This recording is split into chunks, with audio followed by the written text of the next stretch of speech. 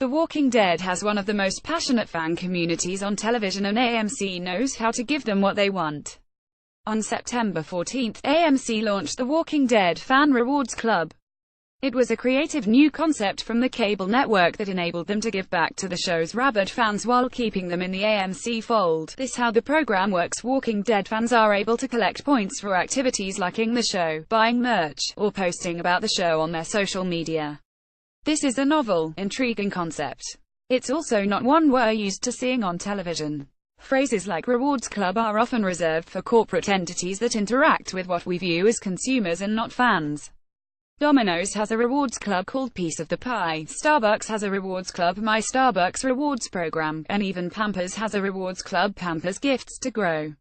What AMC has done with The Walking Dead is finally bridge the gap between corporate speak and geek speak. Words like fan and consumer often mean the same thing. If Lost represents the time that fandom culture went main, The Walking Dead represents the time that fandom culture went corporate. I understand there is a rough connotation that comes along with the phrase corporate. Hell, going corporate is not often a phrase someone uses to celebrate something. In this instance, however, I want to try to remove The Walking Dead as scripted art and entertainment and instead talk about the outsized cultural entity that is The Walking Dead fandom. The show has its struggles and certainly won't be compared to Picasso's Guernica anytime soon, but it is art. The fandom around it, however, has been incorporated under the AMC corporate umbrella in fascinating ways.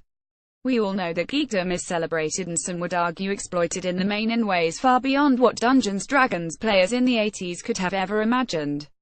Swords and shields dominate premium cable in the form of Game of Thrones. And in cinema, it's going to be a long time before anyone has a better year than Disney with its twin blockbuster hydra of Star Wars and the Marvel movies. Still, The Walking Dead represents the most interesting case for how giant entertainment entities come to turn fans into consumers. Step 1 is to create something good.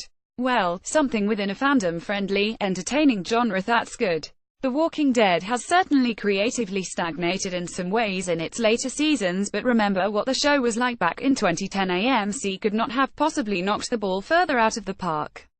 The network had already earned viewers' attention and trust with legitimate television masterpieces like Breaking Bad and Mad Men, which afforded AMC the chance to take a risk with a genre show. So the network took a much-loved horror-adjacent comic book, brought in Hollywood heavy hitter Frank Darabont to shepherd it, and released one of the best genre TV pilots ever, Days Gone By, right in time for Halloween. To borrow from some of the corporate examples above, Days Gone By was AMC's chocolate lava crunch cakes, caramel frappuccino, and 5-star skincare diaper. It didn't take long for The Walking Dead to develop a legitimate and vibrant fan community. Just anecdotally, I know there are only 2 TV series I've attended honest-to-goodness parties for, Lost and The Walking Dead.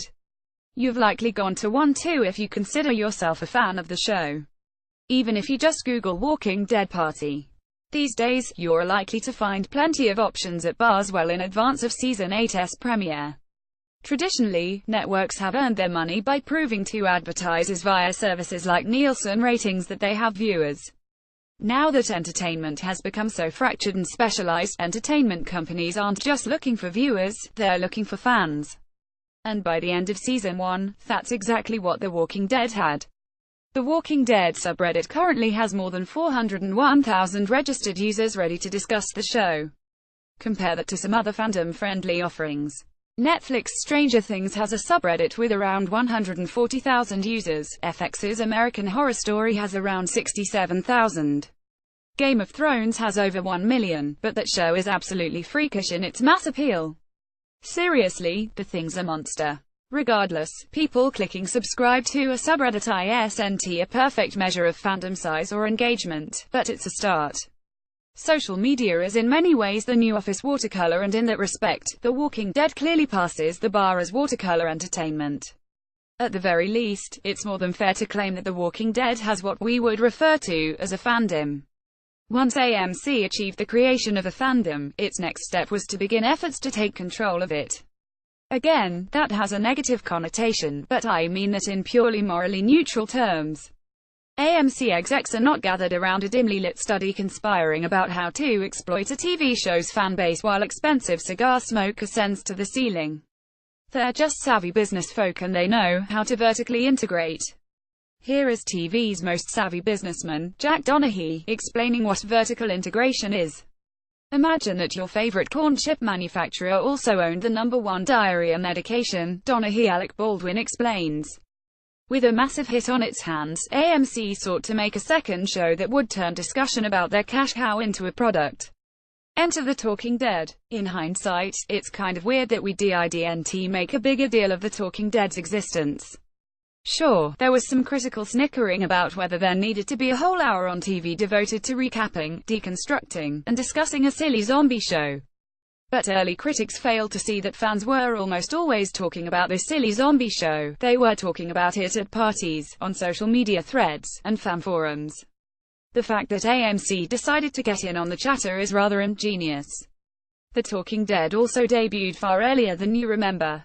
AMC launched the Chris Hardwick-hosted post-episode talk show at the beginning of Season 2. That means that for all of The Walking Dead's soon-to-be 100 episodes, only 6 have not been followed by a talk show.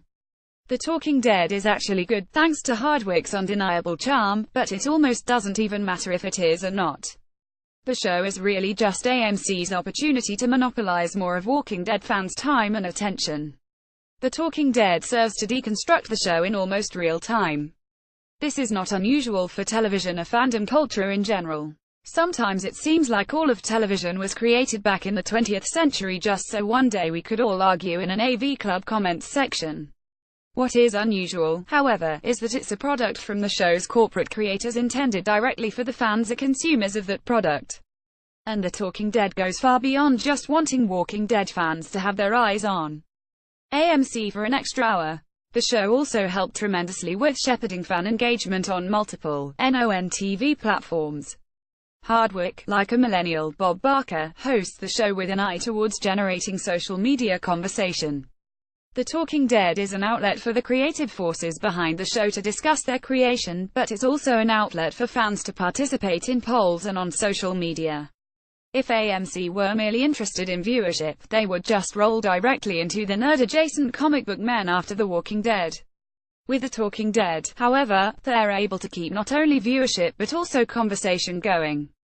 That leads to another interesting aspect of the show's fandom.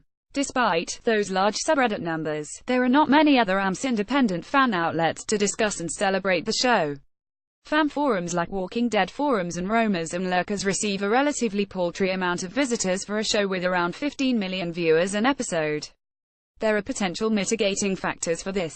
Perhaps the existence of social media powerhouses like Reddit downplay the need for the thriving discussion boards that existed during the days of shows like Buffy the Vampire Slayer, The X-Files, and Lost. Or maybe this is a result of the show's recent creative struggles. Still, it's hard not to notice that this is a seismic shift in the way that fandom interacts with itself. There is one final way in which AMC interacts with the show's fandom and treats them as consumers. I mentioned earlier that we would be divorcing the show from the phenomenon, but we're going to have to dive back into the show for a moment. The Walking Dead has gone through some major creative and personnel changes throughout the years.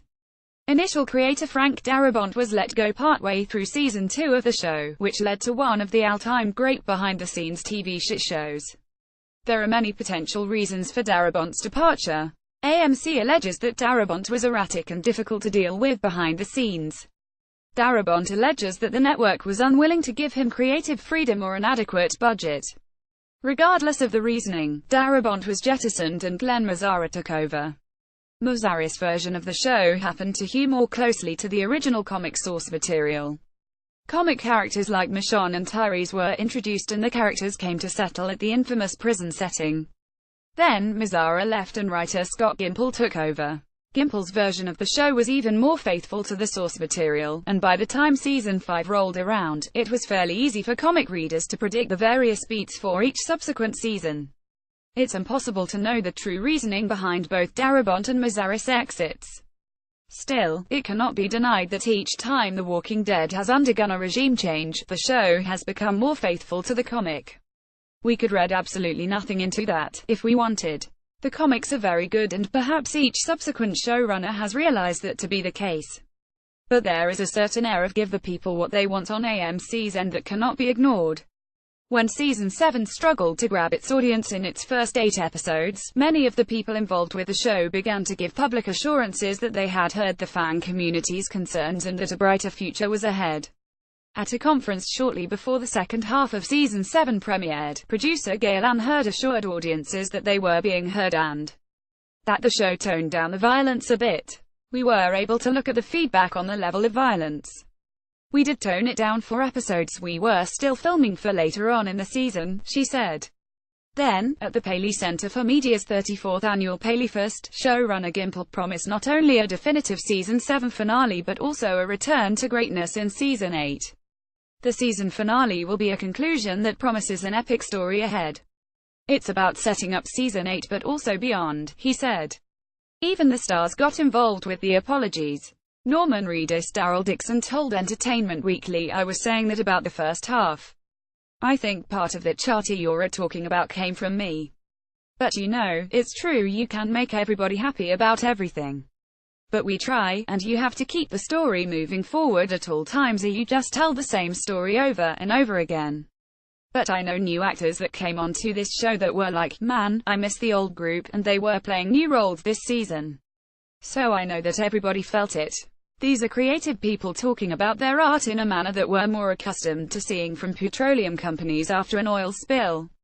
The cast and crew's reaction to the criticism was less "this is our singular, creative vision and we're sorry to hear you don't like it," and more "we know we kind of took things too slow this time but don't worry, we'll speed the plot up to keep you happy." The language the creative team and actors to speak to its viewers seems to address them as both fans and consumers. In some respects, that is actually good news. Fans who care enough about genre shows to develop thriving fandom communities around them have historically been all but ignored. On the other hand, AMC has put great effort into bringing fans entirely into their umbrella. It's not out of the goodness of their nerd-loving hearts, of course. There is gold to be found in them fandom hills. Still, in post-millennium Western culture, there is probably no better metric for whether a group has arrived than when a corporate entity desires their purchasing power, whether one views it as a net positive or negative. It's hard to deny that AMC has harnessed the awesome power of fandom. Read the latest Den of Geek Special Edition magazine right here.